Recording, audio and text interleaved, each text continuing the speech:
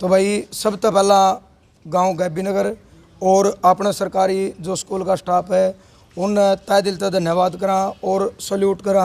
15 अगस्त का जो दिन आज 75वां स्वतंत्रता दिवस अपना देश का, लेकिन इस देश की विडंबना भी रही है जब भी हमारे जो गांव है देहात जिन्हें हम बोला हैं आज भी वो बैकवर्ड हैं।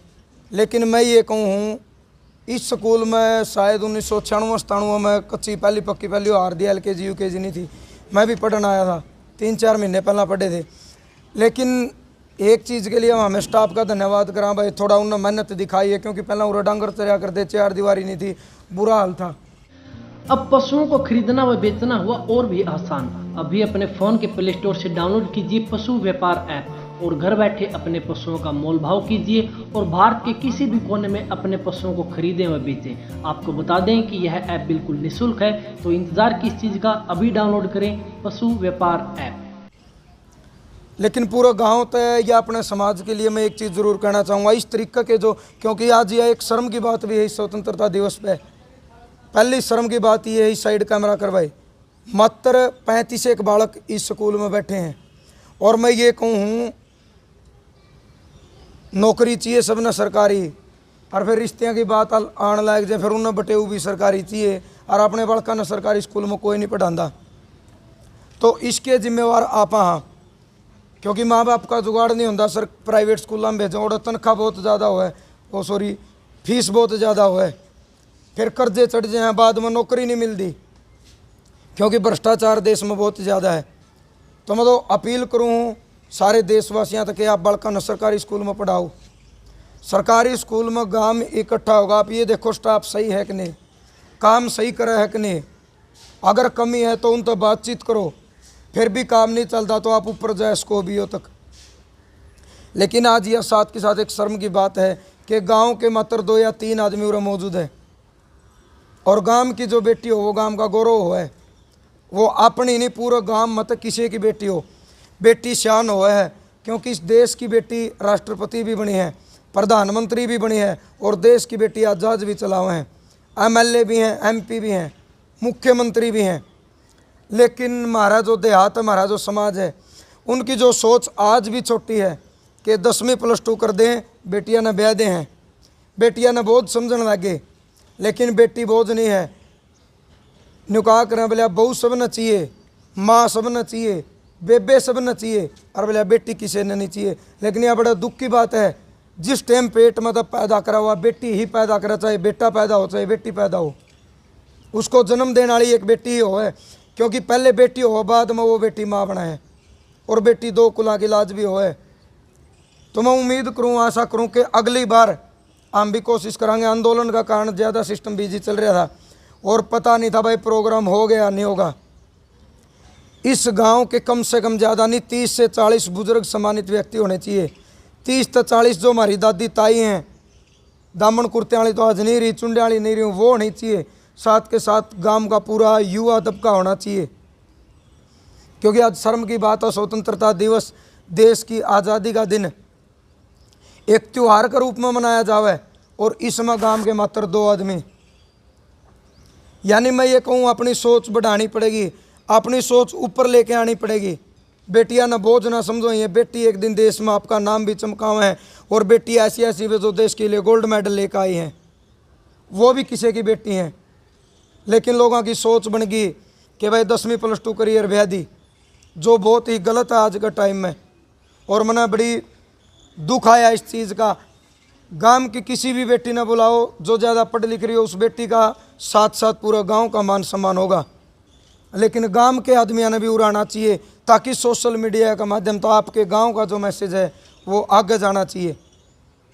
तो उम्मीद करूँ अगली 15 अगस्त ने जितनी हमारे पर कोशिश रहेगी, पूरे गांव के बुजुर्ग, हमारे जो दादे ताऊ हैं, हमारी जो दादी ताई हैं, और भाई भरोसा दिलवावा, और हमारे जो स्टाफ हैं उन तो भी मेरी एक गुजारिश है कि आप भी 1 महीने पहले बच्चों में, चाहे 5 बच्चे हों इनमें तो जो टैलेंटेड हैं, चाहे कोई पहाड़े सुनाओ, चाहे कोई गिनती सुनाओ, चाहे कोई कविता सुनाओ, चाहे कोई गीत सुनाओ, प्योर देहाती अपना सांस्कृतिक कार्यक्रम जो है भाई वो रखना चाहिए। इस चीज़ की पहल जो है स्टाफ की तरफ तो होनी चाहिए, ताकि बच्चों की तैयारी करवावें, बच्चा की कला जो उजागर हुए।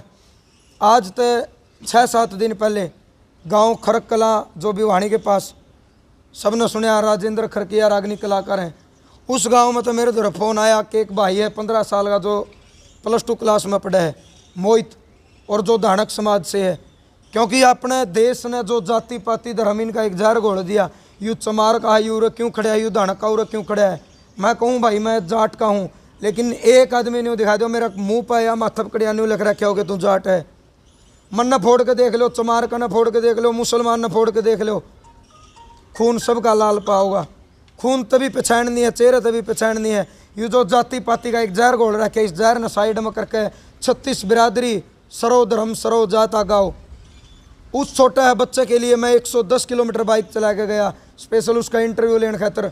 उस बच्चे का टैलेंट देख के, हालांकि का कर या माइक एक ताकत हो है, अगर अच्छाई तक काम करे तो भाई खुद मैं भी हैरान रह गया। तो पसीने आ गए तो उसका टैलेंट देख के। एक 15 साल का बच्चा 1 से लेकर 10,000 तक के जो पहाड़े, जिसने आप इंग्लिश में टेबल बोलो, वो पहाड़े मुँह जुबानी बताए 9,869 गुणा 8 बताएंदे। मेरा कैलकुलेटर पाछे जाओ था, उससे पहले उस बच्चे का जवाब आ लेता।